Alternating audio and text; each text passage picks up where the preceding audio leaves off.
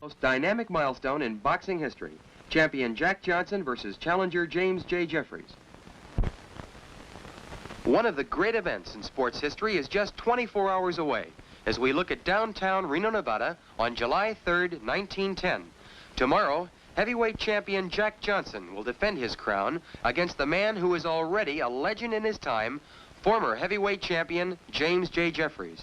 Jefferies retired undefeated in 1904, over 6 years ago. The city of Reno is in a frenzy as 15,000 fight fans swarm into the little town. This is the fight the entire boxing world has been waiting for. A clash between the two men who are ranked as the greatest heavyweight champions of all time. Let's go back 6 months to the time when Jefferies first opened his training camp and look at what 6 years of inactivity has done to the former champion. Here we see Jeff shaking hands with well-wishers. His weight at this time is over 314 pounds. Also visiting Jeff are former heavyweight champions John L. Sullivan to your right and James J. Corbett to your left. There had been an 18-year feud between these two great fighters, which is finally patched up on this very day. To the delight of cameramen, they go through a mock sparring session with the mustached John L. showing some of the feints he used over 2 decades ago when he was bare-knuckle champion. A final handshake ended all of the bad feeling between the two. Let's go back in time 3 more years to 1907, when Jefferies, in vest and long shirt sleeves, was introduced at the Burns Squires championship fight. Jefferies weighed 334 pounds. Now you can see the almost impossible job Jeff had getting back to his fighting weight of 220. We're seeing the stadium being built, which will feature the biggest sporting event of the century.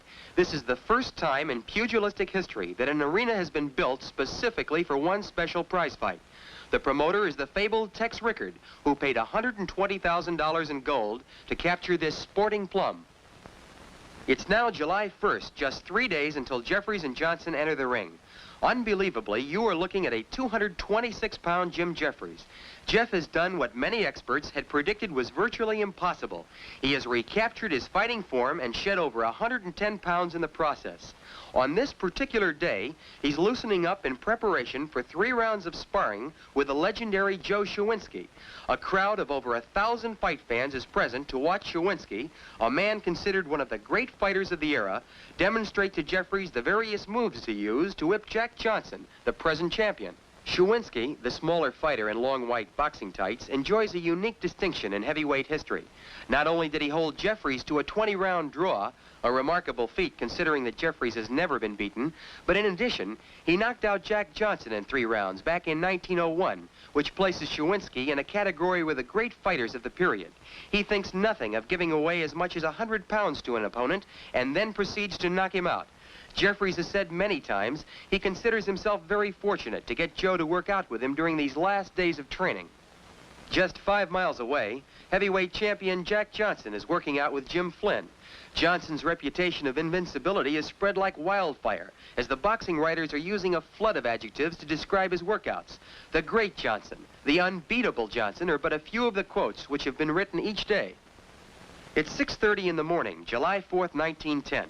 It seems scarcely conceivable that this seemingly carefree James J. Jefferies, in just 6 hours, will be in the toughest fight of his life against one of the greatest fighting machines in the history of boxing. At the same time, champion Johnson takes his morning constitutional. Now at 9 o'clock in the morning, the trains are arriving every half hour, bringing fight fans to see the match that has been billed as the Battle of the Giants. No sooner does one train unload when the next one pulls in jam to capacity. Outside the arena, 4 hours before fight time, $50 ringside seats are being scalped for $125 each. And in 1910, $125 represented the purchasing power of nearly $1,000.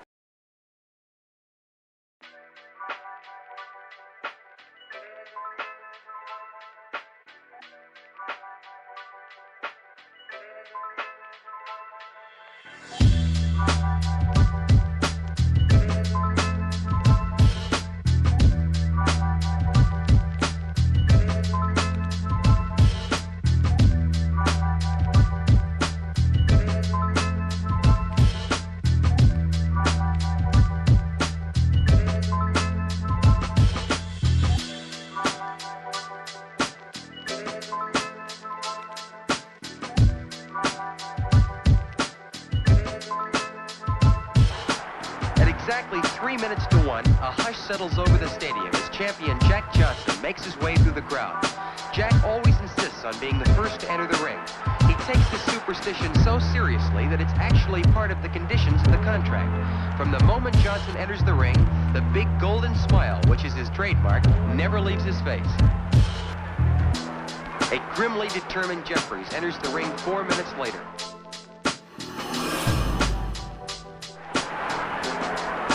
16,520 excited fight fans are on the edge of their seats as round 1 gets underway. The fight is scheduled for 45 3-minute rounds, and the temperature is 110 degrees of suffocating heat. Champion Johnson is in brilliant physical condition, weighing 212 pounds. Jeffries, at 226 pounds, is fighting at the same weight at which he last defended the heavyweight championship in 1904 against Jack Monroe. It was a tremendous task for Jeff to get himself into the rock-hard conditioned fighter he is today.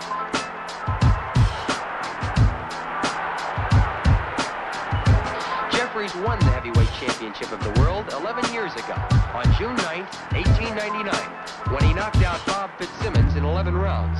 After successfully defending the crown 7 times in that period between 1899 and 1904, he retired undefeated, having beaten every prominent heavyweight who wanted a chance at his crown.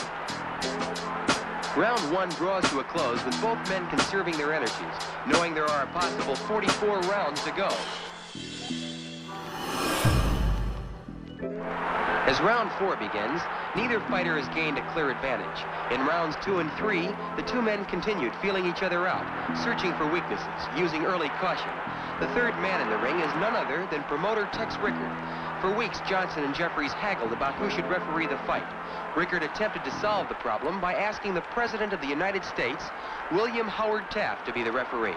When President Taft declined, Rickard then sent a wire to the famous British author of Sherlock Holmes, Sir Arthur Conan Doyle, who also respectfully declined. Finally, Rickard, who has never refereed a prize fight in his life, nominated himself as the third man in the ring. While he was in training, champion Johnson had read the glowing accounts of the giant-like strength of Jeffries. It said that no man living can tie Jeffries up in close. When Johnson heard this, he said that he was not only going to tie Jeffries up in the clinches, but that he was going to actually twist Jeff's arms behind his back in order to completely neutralize the strength of the challenger. Johnson lands a stinging overhand right, which is the best punch of the fight thus far, and round 4 comes to an end.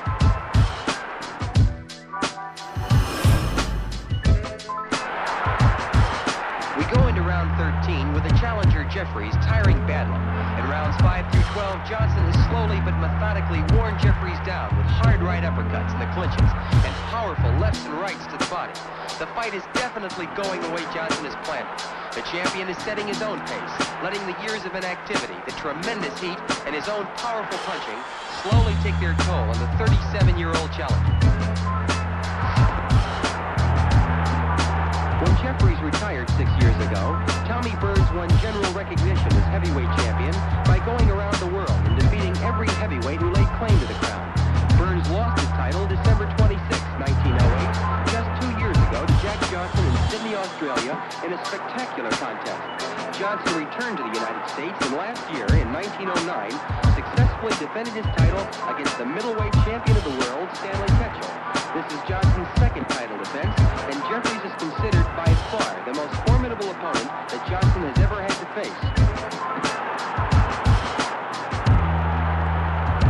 Both men are now feeling the effects of this tremendous heat, but it's the champion, Johnson, who definitely appears to be the stronger of the two. A smashing right hand by Johnson is followed by a jolting right uppercut.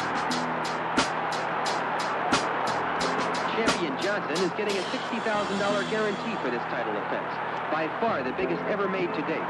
Jeffries' guarantee is $40,000, plus the astronomical figure of $75,000 for signing with Rickard for the fight. 1,500 never-say-die fans crashed over the fence when there simply were no more seats to be sold. In Rickard's financial breakdown of the fight, these same 1,500 crashers were listed as complimentaries.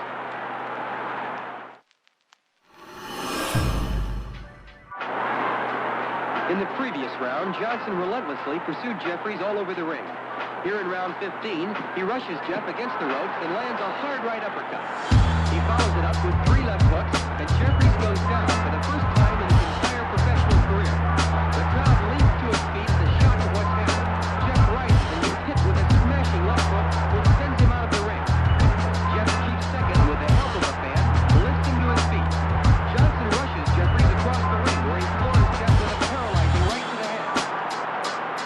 Rickard steps between the two fighters as Sam Berger, in dark vest and hat, rushes in and stops the fight to save Jeffries from further punishment.